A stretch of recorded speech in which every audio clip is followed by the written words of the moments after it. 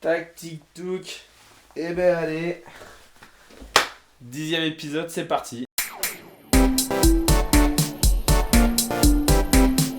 Bah écoutez, je suis content de vous retrouver. La dernière fois qu'on s'est vu, c'était pour cette vidéo.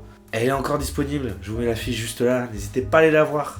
C'est mon plus gros projet. Donc bienvenue dans ce tour de l'actu. J'espère que vous allez bien. Pour ceux qui ne connaissent pas le principe du tour de l'actu, c'est très simple. Je fais des vannes sur des actus. Voilà, je me fous un peu de la gueule des gens. Pas trop non plus, faut pas déconner. Mais le plus important, c'est de rigoler. Voilà, ça rime. On est parti tout de suite pour la première. Alors la première actu, elle se passe en Bretagne. Alors je suis désolé, mais la moitié de mes actus à chaque fois se passe en Bretagne. Ce n'est pas ma faute, c'est vraiment les Bretons. Cette fois, c'est juste parce qu'il y a eu un rassemblement de Schtroumpfs à Landerneau dans le Finistère. Oui, déjà, oui, il y a eu un rassemblement de Schtroumpfs pour battre le record du monde du rassemblement avec le plus de Schtroumpfs. Voilà, c'est vraiment très basique. Ce dimanche 26 mars, le verdict est sans appel. Il leur manque 231 Schtroumpfs pour battre le record. Alors les Allemands, leur record c'est 2762 Schtroumpfs. Cependant, ce n'est pas la première fois que ces Bretons essayent de battre le record. En 2019, ils avaient déjà tenté et ils avaient rassemblé pas moins de 3549 Schtroumpfs, ce qui veut donc dire qu'ils avaient explosé le record. Ils ont juste oublié un document. Voilà, du coup ça n'a pas été validé. Moi je vous propose une solution.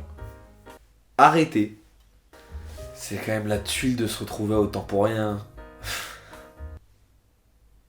Argentina, champions of the world.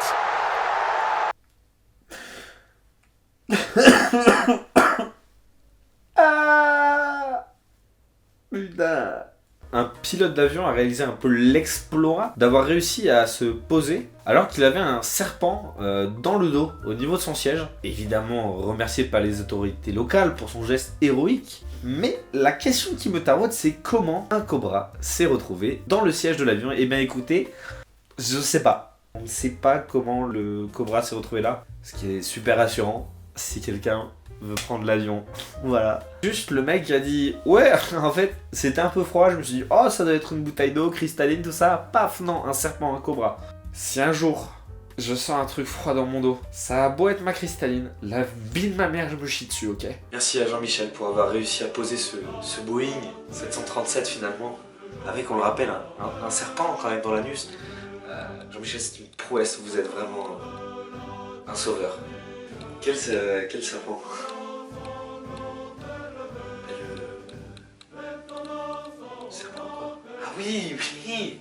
Oui, le serpent, oh là là, heureusement que je l'ai senti. Hein.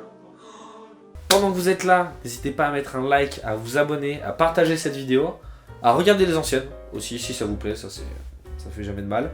Il y a quelques temps, une vache en résine s'est fait voler sur le rond-point d'un petit village. Elle ressemblait à ça. Quel dommage.